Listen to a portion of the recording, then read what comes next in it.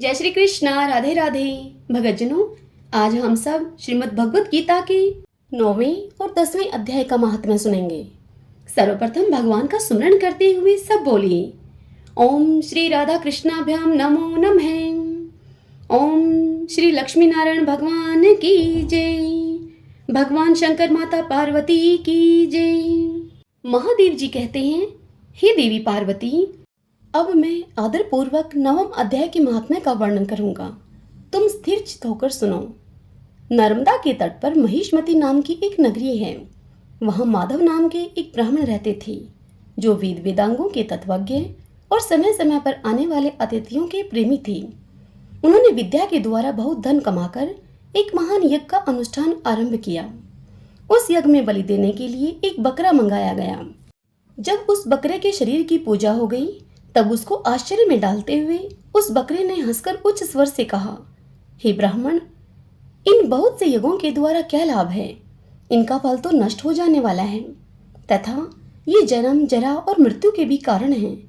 यह सब करने पर भी मेरी जो वर्तमान दशा है, इसे देख लो आप। बकरे के इस अत्यंत कौतूहलजनक वचन को सुनकर यज्ञ मंडप में रहने वाले सभी लोग बहुत ही विस्मित हुए।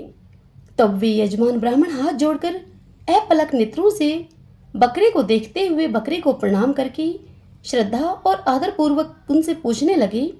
ब्राह्मण बोले, आप किस जाति के थे? आपका स्वभाव और आचरण कैसा था तथा किस कर्म से आपको बकरे की योनि प्राप्त हुई? यह सब मुझे बताइए आप। तब बकरा बोला, हे ब्राह्मण, मैं पूर्व जन्म में ब्राह्मणों के अत्यंत निर्मल कुल में उत्पन्न हुआ था। समस्त यज्ञों का अनुष्ठान करने वाला और वेद विद्या में प्रवीण था। एक दिन मेरी स्त्री ने भगवती दुर्गा की भक्ति से विनम्र होकर अपने बालक के रोग की शांति के लिए बलि देने के निमित्त मुझसे एक बकरा मांगा। तत्पश्चात जब चंडिका के मंदिर में वह बकरा मारा जाने लगा, उस समय उसकी माता ने मुझे श्राप दिया और कहा, ओ ब्राह्मणों में नीच पापी, तू मेरे बच्चे का वध करना चाहता है, इसीलिए तू भी बकरे की योनि में जन्म लेगा। हे द्विजश्रेष्ठ ब्राह्मण, तब कालवश मृत्यु को प्राप्त होकर मैं बकरा हुआ। यद्यपि मैं पशु योनि में पड़ा हूँ, तो भी मुझे अपने पूर्वजन्मों का स्मरण बना हुआ है। हे ब्राह्मण, यदि आपको सुनने की उत्कंठा हो तो मैं एक और भी आश्चर्य की बात आपको बताता हूँ। कुरुक्षेत्र नाम का एक नगर है, जो मोक्ष प्रदान करने वाला है। वहां चंद्रशर्मा नामक एक सूर्यवंशी राजा राज्य करते थे। एक समय जबकि सूर्य ग्रहण लगा हुआ था, राजा ने बड़ी श्रद्धा के साथ काल पुरुष का दान करने की तैयारी की। उन्होंने वेद वेदांगों के पारगामी एक विद्वान ब्राह्मण को बुलवाया और पुरोहित के साथ वे तीर्थ के पावन जल से स्नान करने के लिए चले। तीर्थ के पास पहुंचकर राजा ने स्नान किया और 2 वस्त्र धारण किए।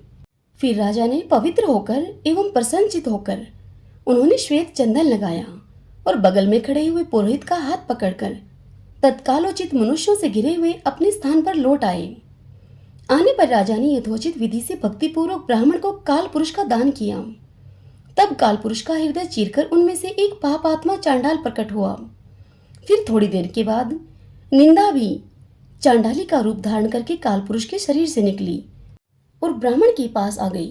इस प्रकार चांडालों की वह जोड़ी आंखें लाल किए हुए निकली और ब्राह्मण के शरीर में हठ पूर्वक प्रवेश करने लगी। ब्राह्मण मन ही मन गीता के 9वें अध्याय का जप करते थे और राजा चुपचाप यह सब कौतुक देखने लगे। ब्राह्मण के अंतःकरण में भगवान गोविंद शयन करते थे, वे उन्हीं का ध्यान करने लगे। ब्राह्मण ने जब गीता के 9वें अध्याय का जप करते हुए अपने आश्रयभूत भगवान का ध्यान किया, उस समय गीता के अक्षरों से प्रकट हुए विष्णु दूतों के द्वारा पीड़ित होकर वे दोनों चांडाल भाग चले। उनका उद्योग निष्फल हो गया। इस प्रकार इस घटना को प्रत्यक्ष देखकर राजा के नेत्र आश्चर्य से चकित हो उठे। उन्होंने ब्राह्मण से पूछा, हे विप्रवर, इस महाभयंकर आपत्ति को आपने कैसे पार किया? आप किस मंत्र का जप तथा किस देवता का स्मरण कर रहे थे? वह पुरुष तथा वह स्त्री कौन थे? वे दोनों कैसे उपस्थित हुए और फिर वे शांत कैसे हो गए? ये सब आप मुझे बताइए। तब ब्राह्मण ने कहा कि हे राजन, चांडाल का रूप धारण करके भयंकर पाप ही प्रकट हुआ था तथा वह स्त्री निंदा की साक्षात मूर्ति थी। मैं इन दोनों को ऐसा ही समझता हूँ। उस समय मैं गीता के 9वें अध्याय के मंत्रों की माला जपता था उसी का महात्म्य है कि सारा संकट दूर हो गया। हे महीपते, मैं नित्य ही गीता के 9वें अध्याय का जप करता हूँ। उसी के प्रभाव से प्रतिग्रह जनित आपत्तियों के पार हो सका हूँ। यह सुनकर राजा ने उसी ब्राह्मण से गीता के 9वें अध्याय का अभ्यास किया। फिर वे दोनों ही परम शांति अर्थात मोक्ष को प्राप्त हो गए। यह कथा सुनकर ब्राह्मण ने बकरे को बंधन से मुक्त कर दिया और गीता के अभ्यास से परम गति को प्राप्त हुआ।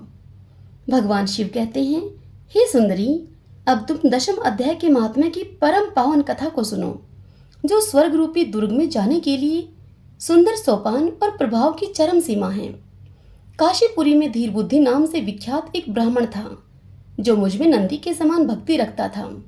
वह पावन कीर्ति के अर्जन में तत्पर रहने वाला, शांत चित्त और हिंसा, कठोरता एवं दुस्साहस से दूर रहने वाला था। जितेंद्रिय होने के कारण वह निर्वर्ती मार्ग में ही स्थित रहता था। उसने वेद रूपी समुद्र का पार पा लिया था। वह संपूर्ण शास्त्रों के तात्पर्य का ज्ञाता था। उसका चित्त सदा मेरे ध्यान में संलग्न रहता था। वह मन को अंतरात्मा में लगाकर सदा आत्म तत्व का साक्षात किया करता था। अतः जब वह चलने लगता तो मैं प्रेमवश उसके पीछे दौड़ दौड़कर उसे हाथ का सहारा दिया करता था। यह देखकर मेरे पार्षद भृंगिरीट ने पूछा, हे भगवान, इस प्रकार भला किसने आपका दर्शन किया होगा? इस महात्मा ने कौन सा तप, कौन सा होम अथवा कौन सा ऐसा जप किया है कि आप स्वयं पद पद पर इसे हाथ का सहारा देते चलते हैं? भृंगिरीटी का यह प्रश्न सुनकर मैंने इस प्रश्न के उत्तर में उसे इसका उत्तर देना आरंभ किया। एक समय की बात है, कैलाश पर्वत के पार्श्व भाग में पुन्नाग वन के भीतर चंद्रमा की अमृतमय किरणों से धुली हुई भूमि में एक वेदी का आश्रय लेकर मैं बैठा हुआ था। मेरे बैठने के क्षण भर बाद ही सहसा बड़े जोर की आंधी उठी। वहां के वृक्षों की शाखाएं नीचे ऊपर होकर आपस में टकराने लगी। कितनी ही टहनियां टूट टूट कर बिखर गई। पर्वत की अविचल छाया भी हिलने लगी। इसके बाद वहां महान भयंकर शब्द हुआ, जिससे पर्वत की कंदराएं प्रतिध्वनित हो उठी। तदंतर आकाश से कोई विशाल पक्षी उतरा, जिसकी कांति काले मेघ के समान थी। वह कजल की राशि, अंधकार के समूह अथवा पंख कटे हुए काले पर्वत सा जान पड़ता था। पैरों से पृथ्वी का सहारा लेकर उस पक्षी ने मुझे प्रणाम किया और फिर एक सुंदर नवीन कमल मेरे चरणों में रखकर स्पष्ट वाणी में स्तुति करने उसने आरंभ की। वह पक्षी बोला, हे देव, आपकी जय हो। आप चिंतानंदमयी, सुधा के सागर एवं जगत के पालक हैं। सदा सद्भावना से युक्त एवं अनाशक्ति की लहरों से उल्लसित हैं। आपके वैभव का कहीं अंत नहीं है। आपकी जय हो। अद्वैत वासना से परिपूर्ण बुद्धि के द्वारा आप त्रिविध मलों से रहित हैं। आप जितेंद्रिय भक्तों के अधीन रहते हैं तथा ध्यान में आपके स्वरूप का साक्षात्कार होता है। आप अविद्यामयी उपाधि से रहित, नित्य मुक्त, निराकार, निरामय, असीम अहंकार शून्य, आवरण रहित और निर्गुण हैं। आपके चरण कमल शरणागत भक्तों की रक्षा करने में प्रवीण हैं। अपने भयंकर ललाट रूपी महासर्प की विष ज्वाला से आपने कामदेव को भस्म किया है। आपकी जय हो। आप प्रत्यक्ष आदि प्रमाणों से दूर रहते हुए भी प्रमाण स्वरूप हैं। आपको बारंबार नमस्कार है। चैतन्य के स्वामी तथा त्रिभुवन रूपधारी आपको प्रणाम है। मैं श्रेष्ठ योगियों के द्वारा चुंबित आपके उन चरण कमलों की वंदना करता हूँ, जो अपार भवपाप के समुद्र से पार उतारने में अद्भुत शक्तिशाली हैं। हे महादेव, साक्षात बृहस्पति भी आपकी स्तुति करने की दृष्टता नहीं कर सकते। सहस्त्र मुखों वाले नागराज शेष में भी इतनी चातुरी नहीं है कि वे आपके गुणों का वर्णन कर सकें। फिर मेरे जैसे छोटी बुद्धि वाले पक्षी का तो बिसात ही क्या है। उस पक्षी के द्वारा किए हुए इस स्तोत्र को सुनकर मैंने उससे पूछा, हे विहंगम, तुम कौन हो और कहाँ से आए हो? तुम्हारी आकृति तो हंस जैसी है, मगर रंग कोए का मिला हुआ है। तुम जिस प्रयोजन को लेकर यहाँ पर आए हो उसे बताओ। तब वह पक्षी बोला कि हे देवेश, मुझे ब्रह्मा जी का हंस जानिए। दुर्जटे, जिस कर्म से मेरे शरीर में इस समय कालिमा आ गई है उसे सुनिए। हे प्रभु, यद्यपि आप सर्वज्ञ हैं, अतः आपसे कोई भी बात छिपी हुई नहीं है। तथापि यदि आप पूछते हैं तो मैं बतलाता हूँ। सौराष्ट्र अर्थात सूरत नगर के पास एक सुंदर सरोवर है जिसमें कमल लहराते रहते हैं। उसी में बाल चंद्रमा के टुकड़े जैसे श्वेत मरनालों की ग्रास लेकर मैं बड़ी तीव्र गति से आकाश में उड़ रहा था। उड़ते उड़ते सहसा वहां से पृथ्वी पर मैं गिर पड़ा। जब मैं होश में आया और अपने गिरने का कोई कारण न देख सका तो मन ही मन में सोचने लगा कि अहो, यह मुझ पर क्या आ पड़ा। आज मेरा पतन कैसे हो गया। पके हुए कपूर के समान मेरे श्वेत शरीर में यह कालिमा कैसे आ गई। इस प्रकार विस्मित होकर मैं अभी विचार ही कर रहा था कि एकाएक उस पोखरे के कमलों में से मुझे ऐसी वाणी सुनाई दी, हंस उठो, मैं तुम्हारे गिरने और काले होने का कारण बताती हूँ। तब मैं उठकर सरोवर के बीच में गया और वहां 5 कमलों से युक्त एक सुंदर कमलिनी को देखा। मैंने उसको प्रणाम करके मैंने प्रदक्षिणा की और अपने पतन का उससे कारण पूछा। तब वह कमलिनी बोली, हे कलहंस, तुम आकाश मार्ग से मुझे लांग कर गए हो। उसी पातक के परिणाम स्वरूप तुम्हें पृथ्वी पर गिरना पड़ा है और उसी के कारण तुम्हारे शरीर में यह कालिमा दिखाई देती है। तुम्हें गिरा हुआ देखकर मेरे हृदय में दया भर आई और जब मैं इस मध्यम कमल के द्वारा बोलने लगी हूँ उस समय मेरे मुख से निकली हुई सुगंध को सूंघकर 60,000 भंवरे स्वर्गलोक को प्राप्त हो गए हैं।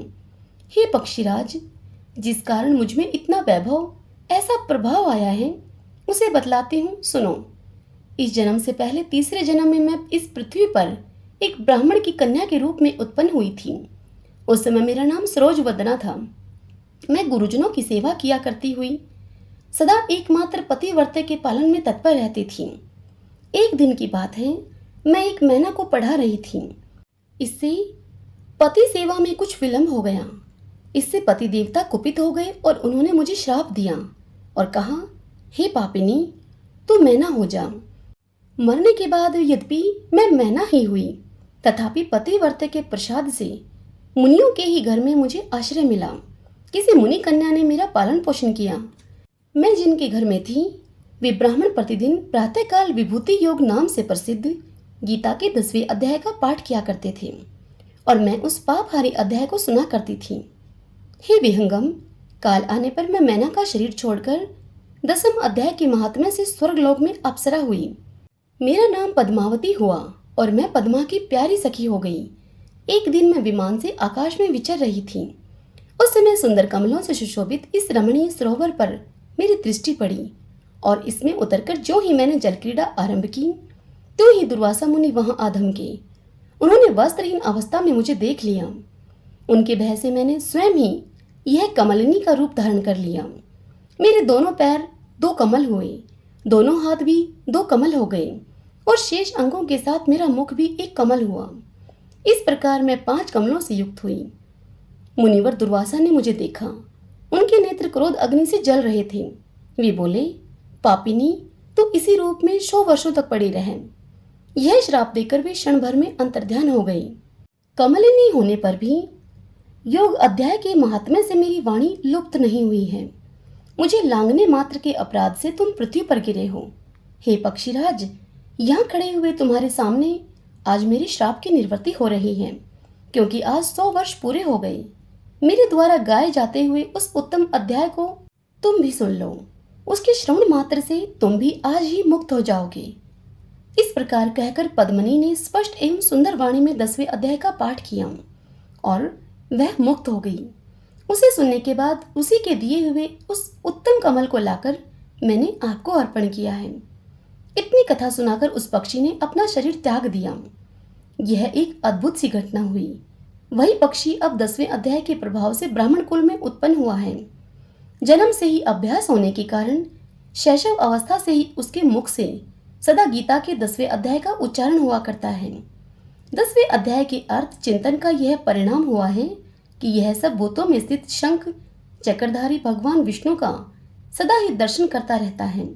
इसकी स्नेहपूर्ण दृष्टि जब कभी किसी देहधारी के शरीर पर पड़ जाती है तो वह चाहे शराबी और ब्रह्मा हत्यारा ही क्यों न हो, वह मुक्त हो जाता है तथा पूर्व जन्म के अभ्यास किए गए 10वें अध्याय के महात्म्य से इसको दुर्लभ तत्व ज्ञान प्राप्त है तथा इसने जीवन मुक्ति भी पा ली है। अतः जब यह रास्ता चलने लगता है तो मैं भी इसे हाथ का सहारा दिए रहता हूँ। हे भृंगरिटे, यह सब 10वें अध्याय की ही महिमा है। हे पार्वती, इस प्रकार मैंने भृंगरिटी के सामने जो पापनाशक कथा कही थी वही यहाँ तुमसे भी कही है। नर हो या नारी अथवा कोई भी क्यों न हो, इस 10वें अध्याय के श्रवण मात्र से उसे सब आश्रमों के पालन का फल प्राप्त होता है। हरि ओम तत्सत। श्री राधा कृष्णाभ्याम नमो नमः। श्री लक्ष्मी नारायण भगवान की जय। भगवान शंकर माता पार्वती की जय। भगतजनों, यदि यह कथा आपको पसंद आई हो तो वीडियो को आप लाइक करें और अपने अपनों के साथ इसे शेयर करें और पुण्य कमाएं। और कमेंट बॉक्स में आप जय श्री कृष्ण राधे राधे लिखें। जय श्री कृष्ण राधे राधे।